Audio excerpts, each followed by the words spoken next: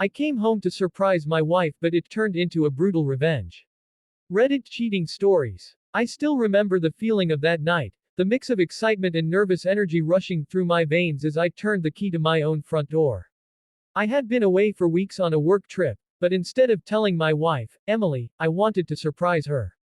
I had this whole plan. I'd sneak in quietly, set up candles, her favorite dinner, and leave a little note on the counter that said, "For the love of my life, thank you for waiting for me." But what I found waiting for me was not love. It was betrayal, so raw, so brutal, that it shattered the very foundation of everything I thought I knew about marriage.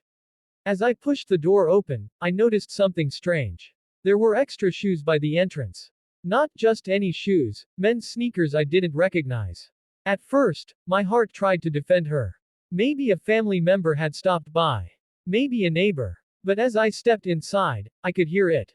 Laughter. A man's laughter. And then, Emily's voice.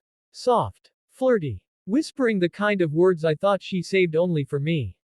My heart sank, but my feet carried me forward. I crept down the hallway, each step feeling like I was walking into a nightmare I couldn't wake from. And then I saw them, on our couch, tangled up, kissing as if I didn't exist, as if our marriage vows meant nothing. I wanted to scream. I wanted to tear the walls down. But instead, I froze. My whole body felt numb, my mind racing 1,000 miles an hour. For a few moments, I just stood there, invisible in my own home. They didn't even notice me. That, perhaps, was the most painful part.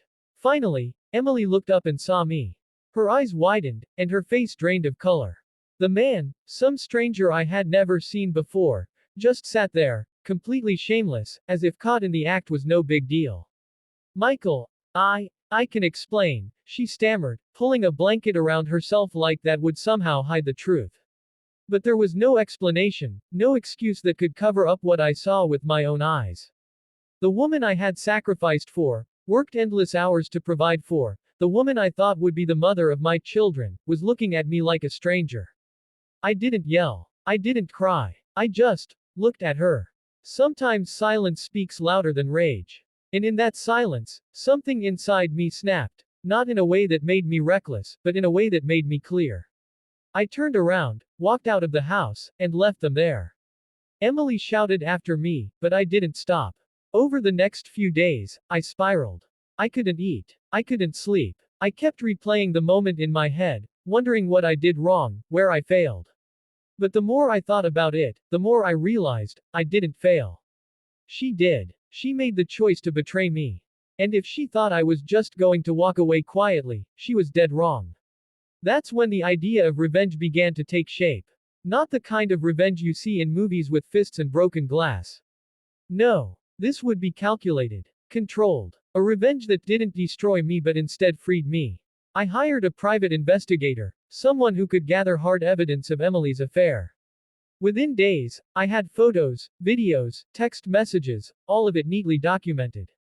It turned out this wasn't a one-time mistake. She had been seeing this man for months, meeting him while I was away on business trips. My heart ached, but my resolve hardened.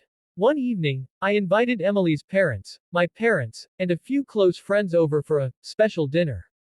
Emily was confused but didn't question it. She assumed, as always, that I was doing something nice. When everyone was seated, I stood up and raised a glass. Tonight, I said, I want to share the truth about my marriage. I pulled out the folder of evidence and laid it on the table. Gasps filled the room as photo after photo revealed the depth of her betrayal.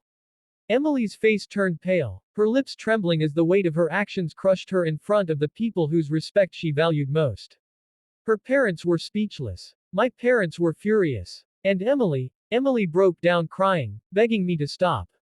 But I didn't. I looked her in the eyes and said, "You wanted to humiliate me behind my back. Tonight, I return the favor, but with the truth. I gave you love, loyalty, and a home. You gave me lies." The silence that followed was heavy, almost suffocating. But in that silence, I felt something I hadn't in weeks, relief. That night, I packed my bags and left. No yelling. No second chances. Just a quiet, final goodbye. The divorce process was grueling, but I came out of it stronger. I moved into a new place, focused on my career, and eventually reconnected with old friends I had lost touch with because I was always so wrapped up in Emily's needs. Months later, Emily reached out. She cried, begged for forgiveness, claimed she made a mistake. But I wasn't the same man anymore. I didn't carry the weight of her betrayal anymore. I had found peace in letting go. Revenge, I realized, wasn't about destroying her. It was about exposing the truth and reclaiming my power. And the most important lesson I learned: love should never make you feel small. The right partner doesn't betray your trust, they protect it. And sometimes, the most powerful revenge isn't anger, it's moving forward with dignity, leaving those who hurt you to drown in the mess they created.